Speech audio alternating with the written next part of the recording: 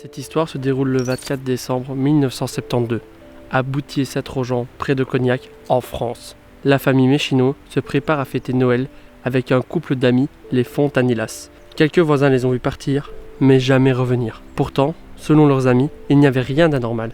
Ils ont même passé une bonne soirée. Vers 1h du matin, ils décident de prendre la route à bord de leur Simca 1100 couleur grenade. Alors que s'est-il passé ce soir-là? Il n'y avait à peine que 3,8 km entre chez eux et chez leurs amis. Surtout le plus troublant, c'est que la police n'a absolument rien retrouvé. Ni voiture, ni corps, absolument rien. Et dans cette vidéo, nous allons essayer de comprendre ce qui s'est passé ce soir-là entre théorie, spéculation et mystère. On va commencer par les présentations. Tout d'abord, il y a Jacques, 31 ans, ouvrier employé à l'usine d'emballage Saint-Gobain à Château-Bernard. Ensuite, il y a Pierrette, 29 ans. Elle est juste mère au foyer. Il y a aussi leurs deux fils, Eric et Bruno, âgés de 4 et 7 ans. Pour eux, on n'a aucune trace de leur passé, on n'en sait rien. Même si la famille paraissait parfaite de l'extérieur, ce n'était pas le cas à l'intérieur. Pierrette se sentait vraiment délaissée par Jacques. Il travaillait entre 20h et 4h du matin et durant sa journée, la plupart du temps, il réparait des voitures. Il ne prêtait pas trop d'attention à sa femme qui se sentait délaissée. Sa femme, elle, qui était très jolie, selon les gens du coin, va commettre une erreur qui va peut-être le pousser à l'irréparable. Cette erreur, c'est qu'elle va commettre l'adultère. Maurice Blanchon, on va directement rentrer dans le sujet, c'est le voisin de la famille. Un voisin qui, à première vue, a l'air très attentionné.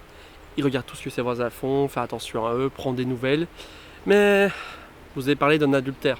Et Pierrette trompe Jacques avec Maurice, qui lui, Maurice, lui donne beaucoup plus de temps, beaucoup plus de tendresse, beaucoup plus d'affection et montre à quel point elle est belle.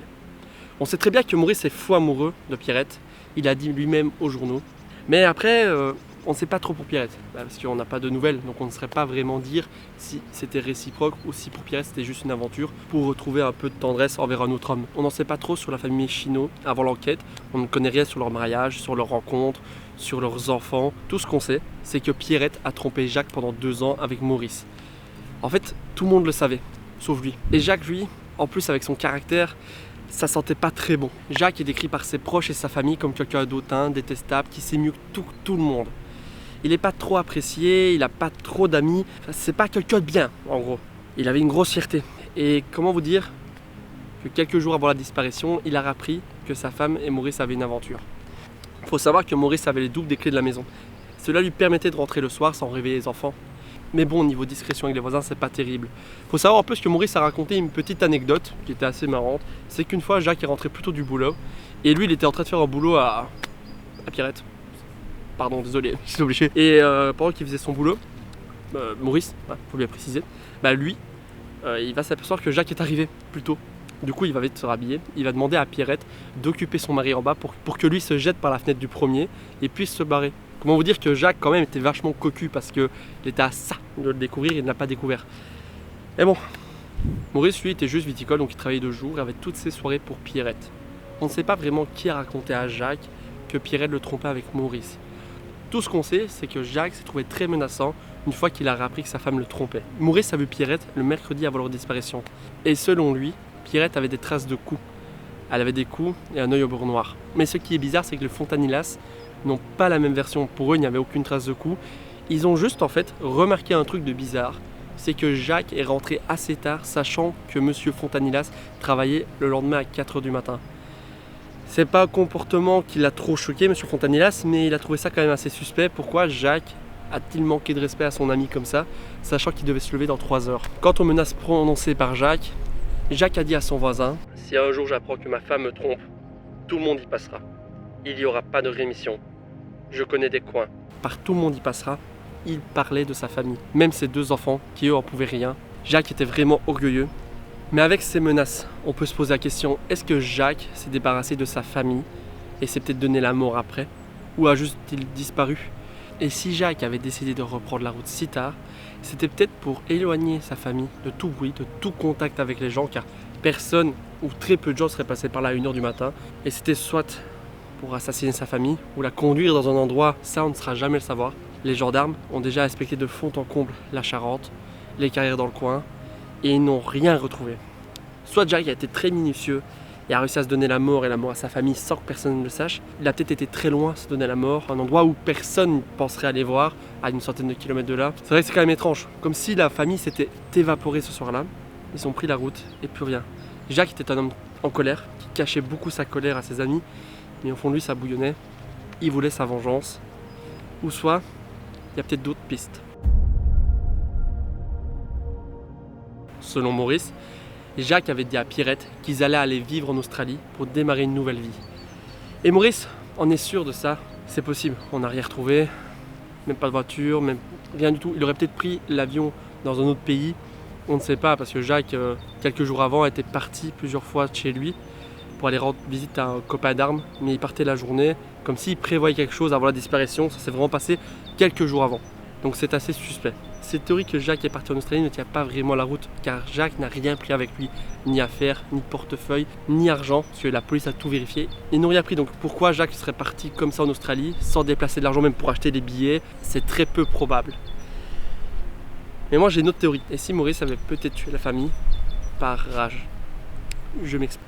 Quand Maurice a vu Pierrette le mercredi avant leur disparition, peut-être que Pierrette lui aurait dit qu'elle voulait tout arrêter avec lui, qu'il valait mieux pour sa famille qu'elle s'éloigne de lui. Et Maurice aurait pas trop bien pris cela. Il se serait énervé et peut-être qu'il aurait planifié une vengeance. C'est ce que nous allons voir dans la prochaine partie. L'enquête va débuter car Maurice va se douter de quelque chose. Le soir de Noël, après avoir passé Noël avec ses parents et ses frères, il va aller bricoler dans sa voiture. Il va se rendre compte que la SIM-card n'est toujours pas là. Durant la nuit, elle ne revient pas et il commence un peu à s'inquiéter, il trouve ça un peu anormal, mais il ne va pas aller chercher plus loin. Le lendemain matin, quand il va se lever et qu'il va s'apercevoir que la voiture n'est toujours pas là, il va s'inquiéter. Il va directement chercher le beau-frère de Pierrette. Avec son double des clés, ils vont rentrer dans la maison et la première chose qui va le frapper, c'est que le poêle n'est pas allumé. Il fait un froid glacial dans la maison. Directement, Maurice et le beau-frère vont sonner aux gendarmes. Les gendarmes vont pas trop s'en inquiéter, ils vont juste répondre que ça arrive, ils sont peut-être partis en vacances.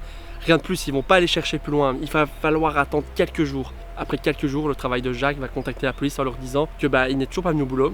L'école, de ce que j'ai lu aussi, mais je sais pas sûr ces informations-là, je le dis bien, c'est pas sûr, a aussi contacté la police en disant ils ne sont pas revenus. Et ça fait quand même quelques jours parce que la théorie des ils sont partis en vacances ne tenait plus debout car Jacques n'aurait jamais raté le boulot. Quand les gendarmes vont débarquer dans la maison, ils vont ouvrir la porte et vont constater quelque chose de très bizarre. Il y avait des cadeaux encore emballés sous le sapin. Le repas pour le réveillon de Noël était toujours dans le frigo, dont des huîtres. Tout commençait un peu à pourrir. Quand ils vont monter à l'étage, rien n'a été déplacé, aucune affaire n'a été embarquée. Le chéquier de Jacques était toujours sur la table. Et là, la police va comprendre qu'il y a eu quelque chose de bizarre. Comme je vous ai dit, il n'y a aucune preuve. On n'a pas retrouvé la voiture. Ils n'ont rien retrouvé chez eux. C'est quand même étrange qu'une famille se soit évaporée comme ça, qu'on ne les ait jamais revus. Et c'est en 2011 qu'une cellule spéciale a vu le jour, Burnerie 47, pour enquêter sur l'affaire Méchineau. Ils se sont dit qu'avec la nouvelle technologie, ils vont pouvoir sonder tous les points d'eau aux alentours de Cognac. Même avec ça, ils n'ont encore rien trouvé. Juste une voiture qui ressemble fort à la Simca, mais elle n'est pas celle de Jacques, elle ne correspond pas à la même plaque. Ils vont aussi trouver des ossements qui n'ont rien à voir. Et là encore, c'est bizarre qu'ils n'aient rien trouvé, même avec les nouvelles technologies. Vraiment, soit Jacques a été très très fort pour faire disparaître toutes les preuves, ou soit c'est un des plus grands mystères. Je ne sais pas, c'est quand même fou que toute une famille s'évapore comme ça. Genre, bizarre. Et c'est seulement 12 ans plus tard que l'enquête va être transmise au pôle Cold Case du parquet de Nanterre. Et jusque maintenant, il n'y a aucune information. Ils ont mis une boîte mail exprès pour avoir toute information, en attendant peut-être d'un corbeau, de quelque chose, mais toujours rien. La première théorie que la police va envisager, c'est l'accident. Peut-être avec un manque de visibilité, du brouillard sur la route, et 3,8 km ça peut être quand même fatal. Un tournant raté ou quelque chose et c'est fini. Mais comme je vous ai dit, ils ont passé la région au peigne fin et ils n'ont rien trouvé. Donc la thèse de l'accident a vite été écartée et après c'est passé à celle du meurtre. Le premier suspect en toute logique, c'est Jacques. Car Jacques, homme trompé, homme fâché, homme vouloir se venger. Et si il s'est vengé d'une façon très minutieuse, qu'il aurait peut-être tué sa famille, fait disparaître les corps et lui se soit tiré bien loin pour mettre fin à ses jours, on ne saura jamais. Peut-être qu'il a repris une autre vie, qu'il est parti avec sa voiture à l'autre bout du monde, on n'en sait rien. Mais c'est vrai que c'est le suspect idéal.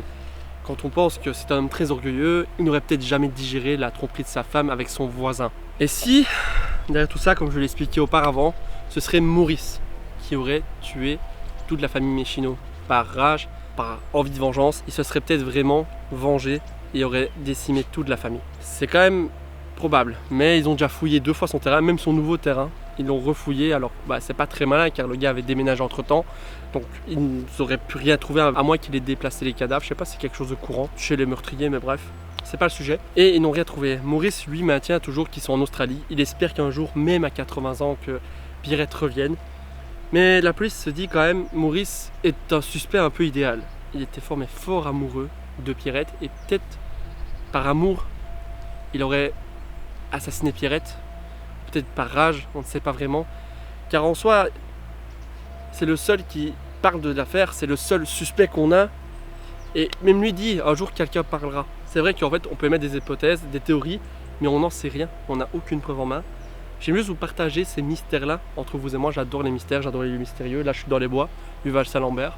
J'adore ça, j'aime bien. Les ovnis, les fantômes, les gens qui disparaissent. J'adore ça, j'aime bien. Genre juste, c'est un peu mon univers. Ça fait longtemps que j'ai pas fait de vidéo. Vraiment, ça fait 3 ans. Je fais des shorts unboxing de cartes Pokémon. Je reviens. Peut-être la vidéo n'est pas folle, ça fait longtemps.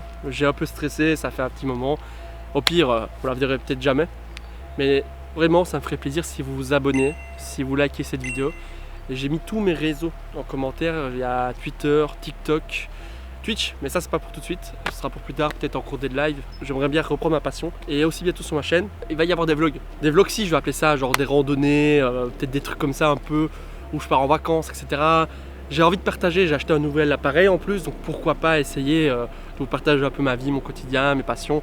Ça peut être cool, je suis débordant d'imagination en plus. Et ce cold case est un des cold cases les plus mystérieux. On n'a jamais eu de réponse, on n'a aucun élément. Peut-être qu'un jour, Eric et Bruno réapparaîtront sur les réseaux et diront bah c'est nous. Notre père est parti là-bas avec ma mère.